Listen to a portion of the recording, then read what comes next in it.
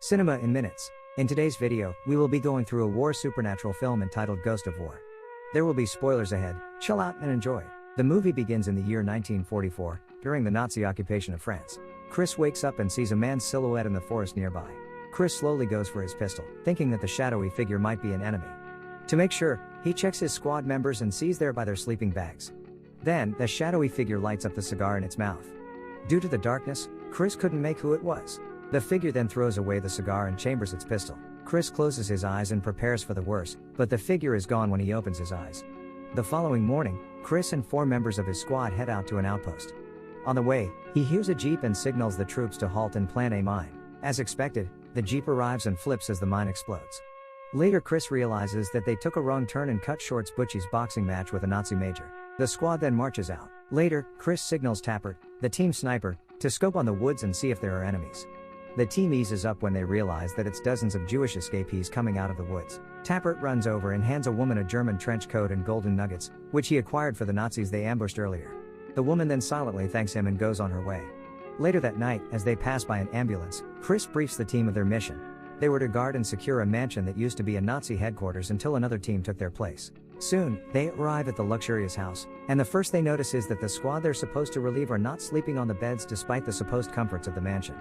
Also, they were somewhat edgy and rushing to leave the mansion.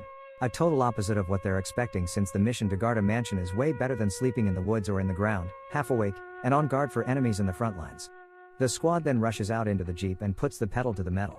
Not a minute later, the jeep is out of sight. The boys then start exploring the mansion.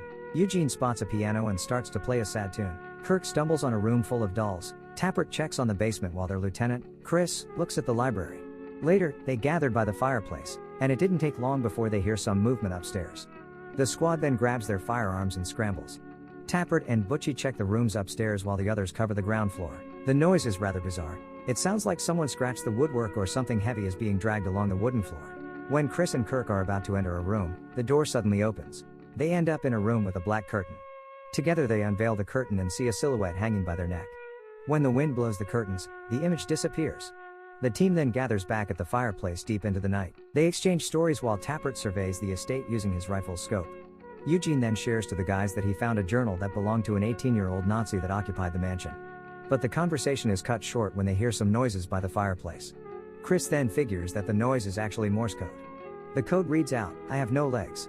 Thinking it all is a coincidence, Chris instructs the team to get some shut-eye aside from Tappert, who he instructs to take vantage point at the attic. Meanwhile, Eugene goes down the basement and tries to open a chest using a rock. It didn't budge whatsoever, and he gave up. He then sees a photo of the family who owns the estate. Suddenly, the candle dies, and he tries to light it up using his Zippo when a figure appears in the background for a moment. When the candle is lit, the people in the photo disappear. Tappert sets up his rifle at the attic and observes the vicinity, unaware of the figure walking in the background. He then sees a man hanging, but as he looks back, it disappears.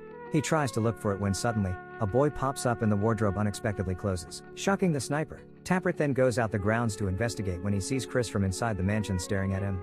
The following morning, the team stayed quiet while having breakfast, not wanting to talk about the experience from last night. Later, Chris, Eugene, and Kirk try to deduce why the previous squad rushed to leave the place. When Eugene opens up a scenario he witnessed back in Paris, he lets them know that he saw Tappert cut up some Hitler Youth soldiers. Kid soldiers around the age 15 to 17 years old.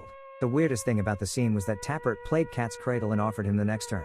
Just on time, Tappert arrives and tells the guys why the previous squad was in a hurry. A radio transmission notifies them that a platoon of Nazi soldiers is on foot and might pass by the mansion. He then recommends that they stick by the forest, but Chris carries out the order to stay and defend the mansion as the commanding officers.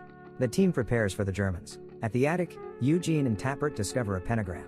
It didn't surprise Eugene, knowing that Hitler is known to have an obsession with the occult and figures the family that used to live in the mansion was killed in a ritual. As they move the wardrobe, its door suddenly closes, crushing Eugene's fingers. With no other person in the room, Eugene blames Tappert and pushes him to get back. Later, back at the fireplace, Kirk, Chris, and Eugene scan the frequencies on their radio, hoping to contact and get news from their allies. Instead, they hear a grim woman's voice stating that it will come for them.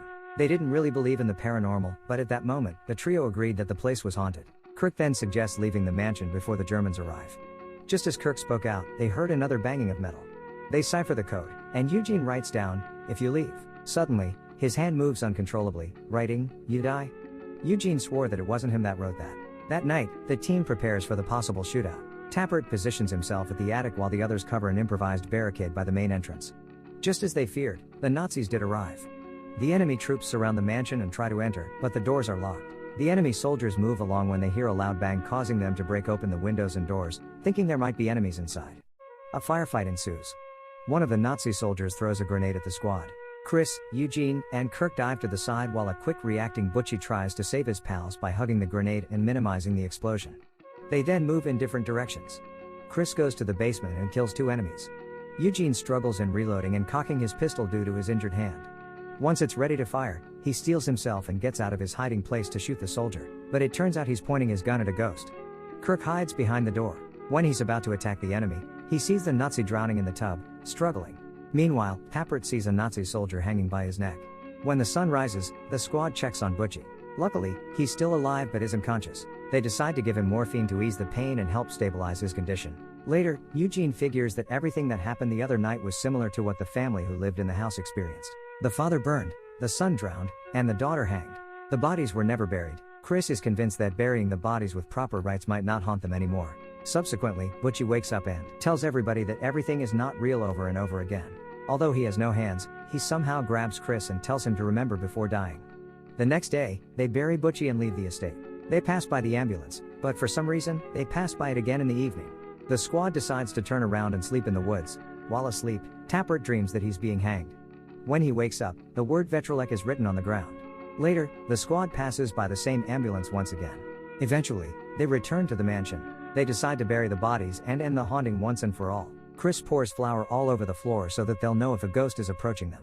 When Tappert mentions the word Vetrolek, Eugene explains that it was an old Muslim curse that when you let evil happen, it comes back tenfold. They lie in wait when suddenly, they see footsteps. It's walking towards the lieutenant and stops in front of him. Then the ghost appears and drags Chris. He shouts out to the squad to shoot it. Tappert uses his scope to snipe the fiend, but it doesn't show anything besides Chris floating. It continues to drag Chris to the other side of the estate, where there's a house. Eugene and Kirk barge in but are met with a disturbing distortion and flashing images. When it fades out, they see Chris beside the unburied bodies of the family members. On the same night, the trio digs up the graves and buries the bodies to end the curse. They discover the last torn page of the journal and read it out. They found that the family wasn't actually French, but they were Afghans who attempted to save as many Jews as they could, and that when they were executed by the Nazis, the mother shouted out the curse, Vetrolek. When they go back to the mansion, Eugene suddenly remembers another entry in the journal which states that burying the bodies will not end the curse. Instead, it gives them the power to rise from the grave and continue haunting them. Just as he finishes, the lights die one by one. On the other hand, Tappert is in the attic sitting by the pentagram as if accomplishing and completing the curse. Then the family ghosts appear in the other room of the mansion. They then try to kill the soldiers. But Chris and his squadmates won't go down without a fight. They try to struggle and fight back, but shooting them or any physical attack is meaningless. Without warning, the ghosts stay still and glitch. Chris turns around and sees Butchie screaming that this isn't real. Chris wakes up from his coma surrounded by a doctor and other staff. Bewildered, he takes a look around the room and sees his buddies lying in bed injured. He removes his blanket and sees that he has no legs. The doctor briefs him of the situation and tells him that his memories will soon come back to him. He tells Chris they were in a simulation that helped wounded veterans heal from PTSD and others. And the doc was correct. Chris remembers his extraction mission while stationed in Afghanistan. Their mission was to help an Afghan doctor working with the Americans escape. But the mission took a turn for the worse. They receive a radio warning that a group of insurgents are on their way to their location and will arrive in less than a minute. The doctor hides them just in time before the insurgents arrive. The enemy leader tells the doctor that he's guilty of aiding the American, although he has no proof. The leader then orders his soldiers to kill the doctor and his family.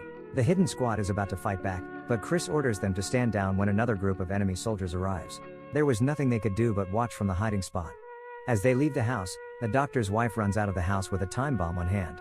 Butchie tackled her, but it was too late. The bomb explodes, injuring everyone, including Chris. Back to reality, the doctor explains that they did a simulation in World War II because it was very effective.